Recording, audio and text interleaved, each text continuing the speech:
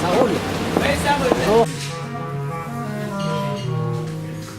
Je m'appelle Diariata Coulibaly, née en 1965 à Gaïdi. Je suis au sud de la Mauritanie. À l'âge de 2 ans, j'ai contracté la poliomyélite, une maladie handicapante, et je suis devenue une personne handicapée. Cette maladie a bouleversé ma vie. Ma société m'a appelé moitié de personnes. Feccere neɗɗo en pulaar, ça veut dire une moitié de personnes. Être une personne handicapée dans ma société, c'est être une personne, c'est n'être pas une personne à part entière, mais une demi-personne. Sœur Emmanuelle, Sœur Emmanuelle, c'est cet ange que la vie a mis sur mon chemin au moment le plus sombre. Je lui téléphonais tous les soirs, elle m'appelait, elle me disait Trésor. Trésor, c'était formidable d'entendre ça. Moi qu'on a toujours appelé moitié de personne, on m'appelle Trésor. Un trésor, c'est précieux.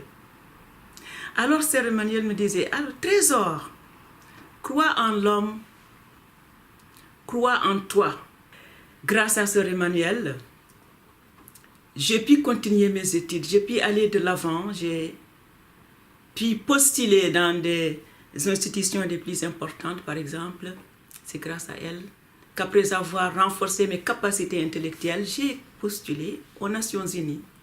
Et aujourd'hui, je suis fonctionnaire aux Nations Unies.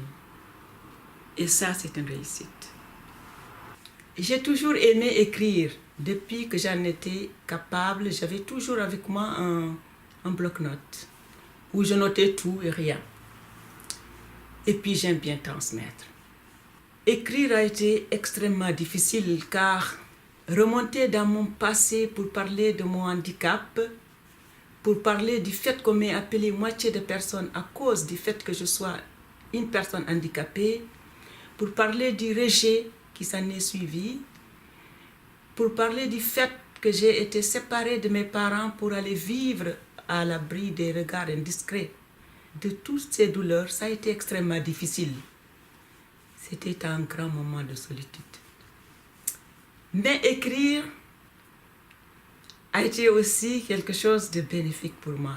J'ai été soulagée d'avoir écrit ce message. Et écrire sur l'école a été quelque chose de très agréable parce que l'école m'a permis de développer mes capacités intellectuelles. Grâce à l'école, j'ai compris que je pouvais être comme les autres élèves, que je n'étais pas une moitié élève, mais une élève comme les autres, et même capable d'être plus intelligente que d'autres élèves non handicapés. Je me définis comme étant une déracinée.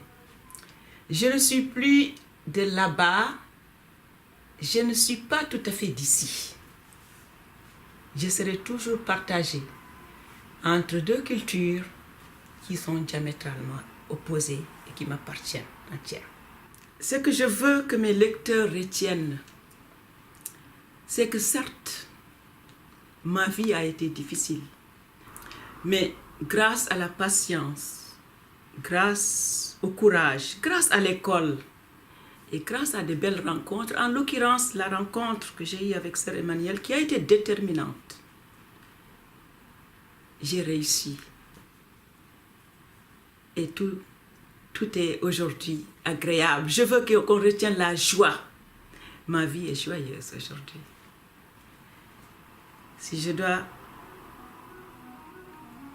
lancer un message, c'est que tous les êtres humains se valent et que le handicap n'est pas synonyme de l'incapacité. Toutes les personnes, quel que soit leur handicap ou la nature de la maladie dont elles souffrent, ont le droit d'être traitées avec équité